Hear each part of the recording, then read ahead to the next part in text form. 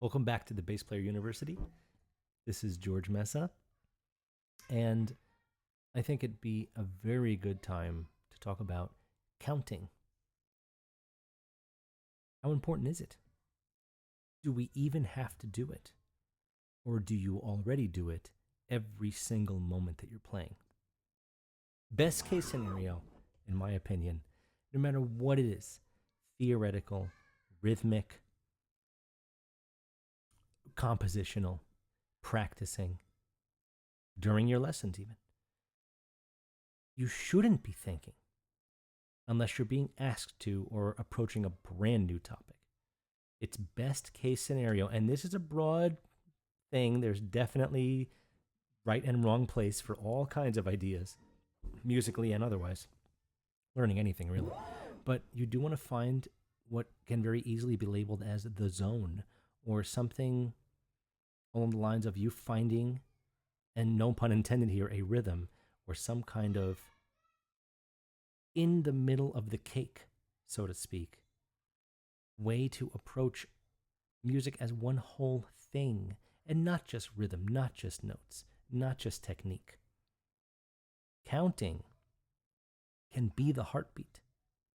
You want to keep your own time, but we are often, as bass guitarists, we are often playing with drummers. They are officially the timekeeper, but of course we don't want to have them be the sole responsibility of time, placed on them. We want to be able to keep our own very solid time. I hope with whatever I was just playing now that you heard either a click or a time, or if, of course, you didn't and you were just listening, quickly go back, listen. Do you hear time? Am I properly counting even though I wasn't? Am I counting? Have you ever tried counting while playing? What I notice a lot is that students, they tend to want to, and this is human nature, by the way, when the click is present or not, they tend to want to stomp their foot in time. But the problem is, a lot of people don't stomp, we'll just call it stomping, just a general label for something. They don't tend to stomp in the correct time.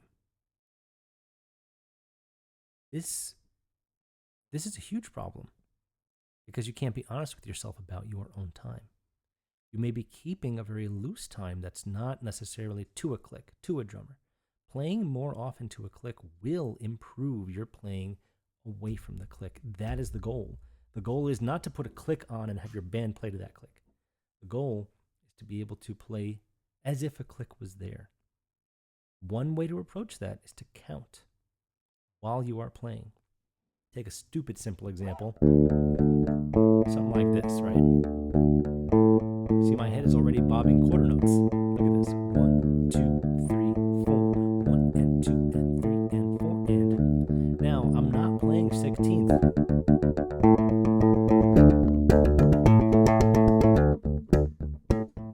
But I am thinking about them. 1 and a 2 and a 3 and a 4 and a 1 and a 2 and a 3 and a 4 and a.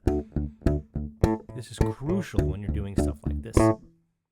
Earlier, I was doing something along the lines of a.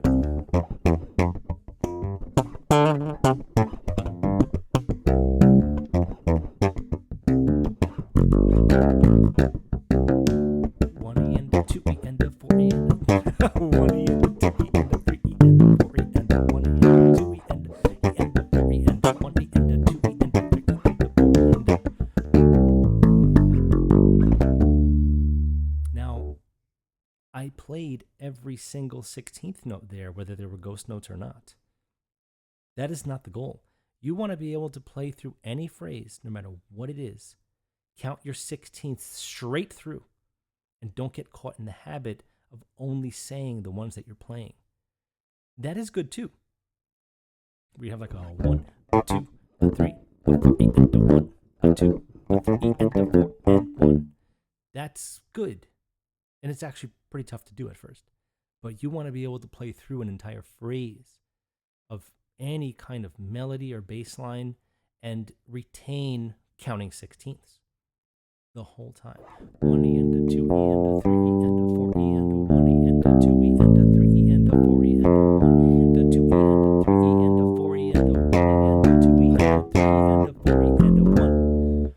You want to be able to do that. This video is not here to be long-winded like I often am. I want to get right to the point. Count quarters, eighths, and sixteenths with any example you have in front of you or anything that you're working on. Keep it alive, and don't make the tendency to attach your counting only to when you're plucking, because that ends up being much like the leg that's not stomping quite in time. Keeping steady time and knowing that you can will allow you to be much freer in your improvisations and many other things. I'm not reading anything right now. This is just me playing and chatting. So I hope this super short episode gave you something to do, something to think about. Please do join my mailing list so I can give you tips and tricks like these once a week at least, and consider joining me.